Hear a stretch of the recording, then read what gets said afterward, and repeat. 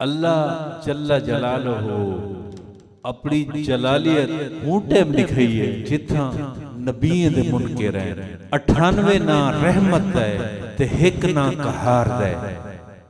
जिथा इश्क है उथा 98 ना है जिंदे विच अल्लाह भी है,